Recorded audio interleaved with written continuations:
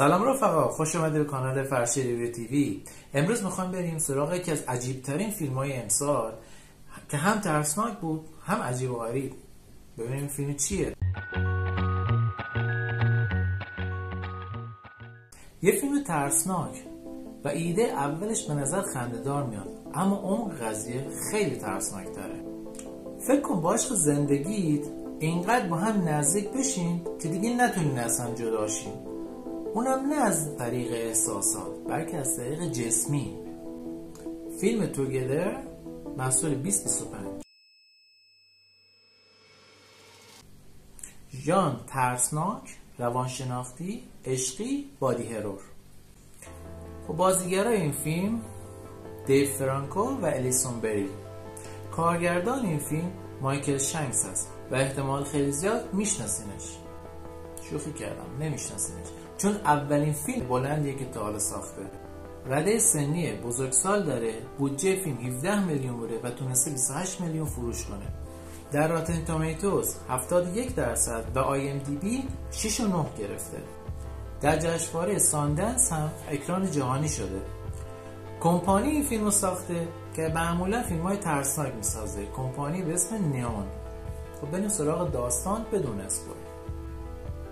داستان در مورد یک زوج است به اسم تیم و میلی. این دو برای بهتر شدن رابطه‌شون به یک روستا میرن. اونجا با یه نیروی مرموز مواجه میشن که به صورت ترسناکی بدنشون رو به همدیگه متصل میکنه. بریم سراغ بررسی فیلم.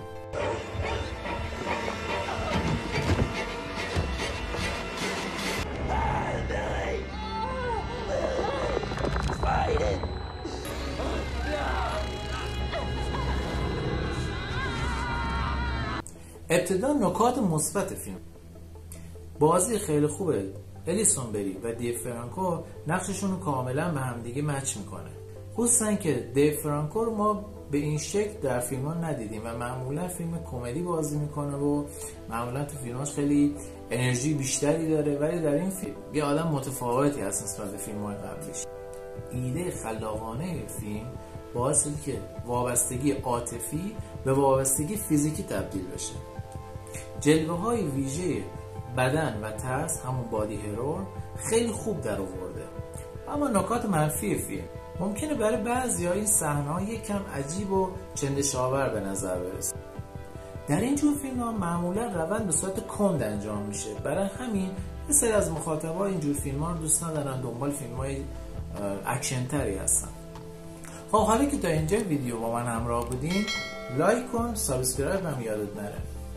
اما در مورد نکات جالب فیلم میتونیم به این اشاره کنیم که ایده اصلی فیلم از تجربه شخصی خود مایکل شنکس نشأت گرفته.